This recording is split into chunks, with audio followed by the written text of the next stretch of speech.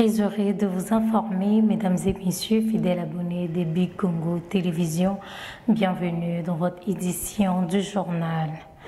La première ministre Judith Suminwa a présidé une réunion avec l'intersyndicale nationale et la Fédération des entreprises du Congo sur l'actualisation du salaire minimum interprofessionnel garanti SMIG en sigle. Renforcer le respect de procédures légales pour protéger le droit des travailleurs était l'un des objectifs de la réunion clé entre la première ministre Judith Suminwa avec l'intersyndicale nationale et la Fédération des entreprises du Congo, FEC en sigle, sur l'actualisation du salaire minimum interprofessionnel garanti, SMIG. Au cours de cette réunion, le taux de 14 500 francs, doublant les SMIG actuels, a été accepté, mais la proposition passera par le Conseil national du travail pour son avis consultatif. Cette décision marque une étape majeure pour les travailleurs, saluée par tous les acteurs, fruit de la sagesse et de la détermination de la chef du gouvernement. Ces résultats traduisent en outre une volonté forte de mettre en place des réformes équitables tout en renforçant la confiance entre le gouvernement, le travailleur et les employeurs. Parlons justice, le ministre d'État, ministre de la Justice et garde de Sceaux, Constant Moutamba, a annoncé une journée des prières collectives contre l'agression rwandaise le 9 février prochain. Suivez. Son Excellence, Monsieur le ministre d'État, ministre de la Justice et garde de Sceaux, informe l'opinion nationale et internationale qu'il a saisi les différents chefs de confession religieuse exerçant en République démocratique du Congo en vue de l'organisation en date du 9 février 2025 sur l'ensemble du territoire national et à l'étranger des prières contre l'agression rwandaise. Une collecte des offrandes spéciales sera organisée au profit de forces armées de la République démocratique du Congo et Wazalendo. Les résultats de cette collecte sera officiellement réceptionné et distribué en date du 20 février 2025 par une commission ad hoc qui sera mise en place. Son Excellence, Monsieur le ministre d'État, demande à la population de participer massivement et activement à ces prières. Fait à Kinshasa le 20 janvier 2025 par le cabinet du ministre d'État, ministre de la Justice et garde de Sceaux. Allant dans le même sens, le secrétaire général de la conférence épiscopale nationale du Congo, Monseigneur Donatien Tcholé, a été reçu mardi 21 janvier par le ministre de la Justice et garde de Sceaux pour échanger sur la question de la journée des prières et de collecte d'offrandes pour soutenir les forces armées de la République démocratique du Congo. On a parlé de plusieurs choses, mais principalement, le ministre nous a fait part de son projet, de sa proposition de réunir les confessions religieuses dans la prière le 9 février pour prier pour le FARDC et aussi organiser une quête en faveur de nos militaires. Alors, il voulait la collaboration de l'Église catholique là-dessus. Et là, je lui ai fait savoir que c'est notre mission comme Église de prier. La situation de l'Est, nous en sommes conscients. La situation sécuritaire, la situation humanitaire est catastrophique. Même la vie de nos militaires. Personnellement, j'étais dans une mission il y a quelques années avant que la situation s'empire, où on a touché de doigt la réalité de nos militaires. Donc l'Église catholique n'a pas de problème pour prier, mais dans sa particularité. La particularité, c'est quoi? C'est-à-dire notre foi nous demande d'aller plus loin, de prier même pour l'ennemi. Ben, évidemment, ici, le ministre voit le FARDC avec raison.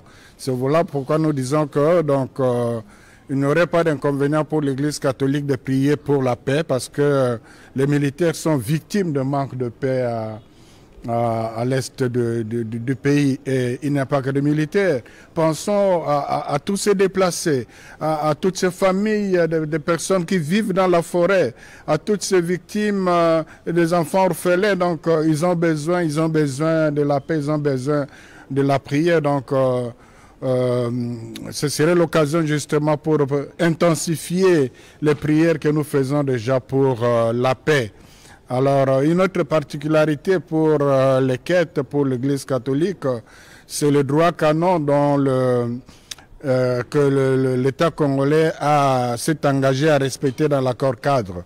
Dans le droit canon, le canon 1254 précise les finalités des offrandes, notamment pour destinées au culte, destinées aux ministres, destinées à l'apostolat, mais aussi destiné aux œuvres caritatives. Donc c'est dans cette perspective-là, bien sûr que les militaires ont aussi besoin de la charité, leur famille, et tout comme les autres aussi.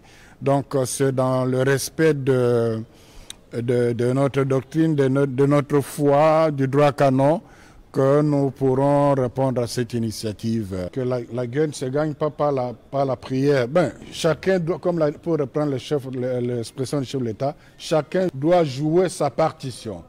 Nous ne prions pas pour gagner la guerre, mais nous prions pour la paix, pour que la paix soit instaurée. Et la paix, d'ailleurs, c'est la fin de la guerre. C'est dans ce sens-là, peut-être. La paix, c'est que les gens se convertissent, parce que pour qu'il y ait guerre, il faut que les gens prennent des armes. Donc, je crois que c'est là où on devrait vraiment bien comprendre les choses. Nous prions pour la paix, pour éviter la guerre, parce que le Christ en qui nous croyons est le prince de la paix. La position de l'Église par rapport à la guerre en l'Est. Je ne sais pas qu'est-ce que vous entendez par la position. La position, c'est que nous devons, chacun doit jouer sa partition pour que la paix soit instaurée à l'Est. Le gouverneur militaire du Nord Kivu, le général Peter Chirimwani, interdit la navigation diurne et nocturne de petites embarcations sur le lac Kivu entre les provinces du Nord et Sud de Kivu jusqu'à nouvel ordre. Cette annonce a été faite par le porte-parole militaire du gouvernement du Nord Kivu, le lieutenant-colonel Guillaume Kaiko. Il est porté à la connaissance de l'opinion publique du Nord Kivu que suite à la situation sécuritaire qui prévaut aux environs de la ville de Goma, causée par l'agression rwandaise sous le label du M23-AFC, notamment à son ouverture au lac Kivu, il est formellement interdit la navigation diurne et nocturne des petites embarcations appelées pirogues sur le lac Kivu entre les provinces du Nord Kivu et Sud Kivu jusqu'à nouvel ordre. Sur ce, les services spécialisés sont instruits de veiller sur l'application de cette mesure. Les contrevenants subiront la rigueur de la loi.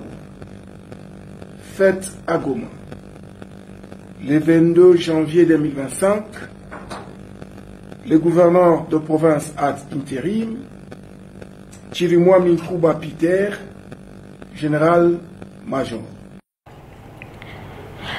La police de la commune de Lemba a arrêté l'un des membres du groupe de Kuluna qui ont blessé 3 personnes et ont emporté de biens dans les quartiers de Lemba. Suivez.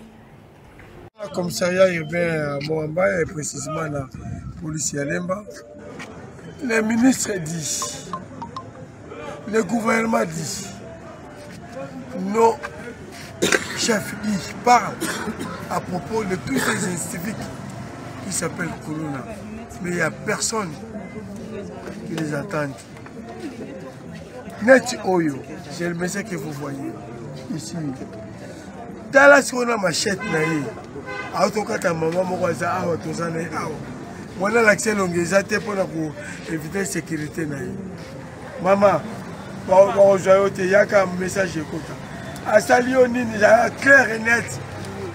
Ngande liboso papa basala ndenga mabeli boso tokutana kina bango na bozo ete mabolo tokutana na bango tokulola na moto tokomela moto moto po na passer moto na banda kolanda ye mba moko ye aye akangi nga na luboko tika telefone ngasi kona kasekise kwa msimu tunayebi nazo msimiso sima boye sana ni mba moko azwi lishete abambi ngai awa na nipeka aboto lingai sake na mbongo sake na kasto bakarte commandant la police azoboya makambo yo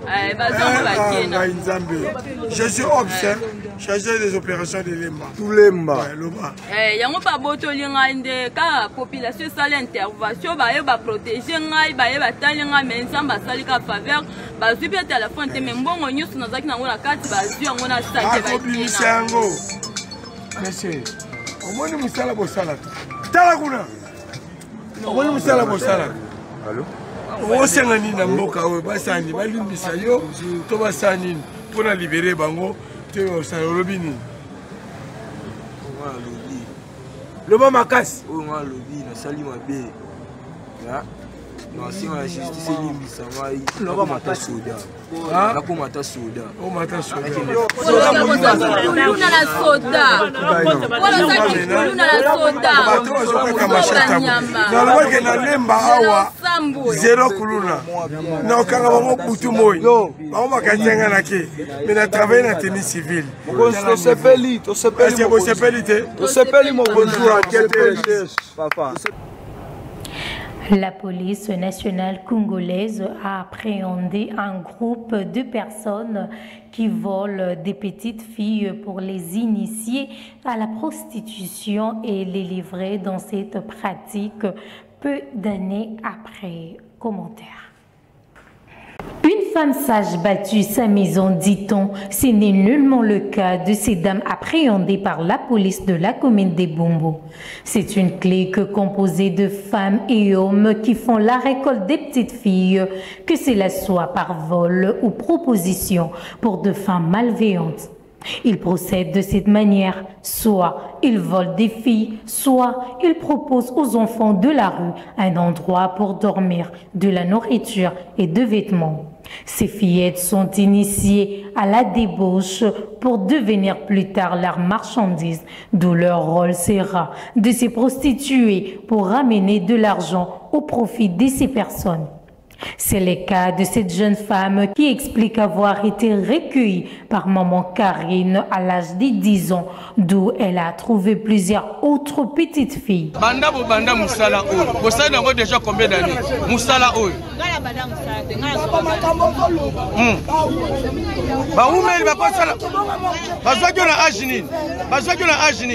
Na 10 ans. Na longo de aka na longo mabona bango na 16 kokote na kenda ko banda bazo na 10 ans après yo batu misusu de bazo ndeti ba combien Lupa ba bebe ngo paka chuma masengi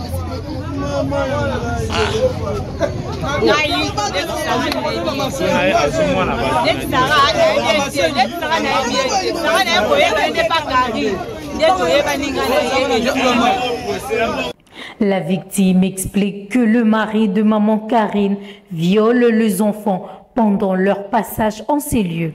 La population quinoise a appelé les autorités à suivre de près cette situation. Maman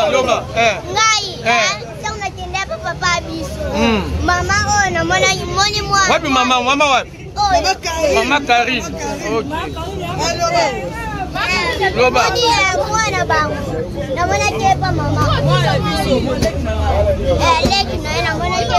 Pas maman Karine, maman Karine.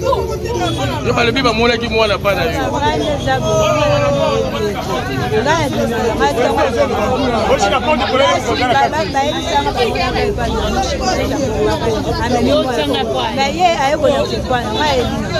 Je vais habiter pour maman Karine, je vais habiter. Comment va votre poste? Bon moyen,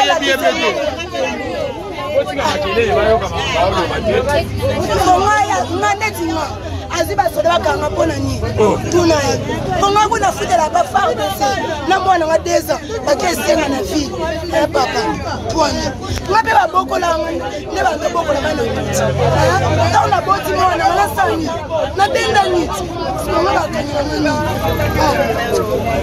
papa ngai yako la kapana lepona nini mwana nga amona kie pana ye. Fin de cette édition du journal. Fidèle abonné de Big Congo Télévision. Au revoir et bonne suite de programmes sur nos antennes.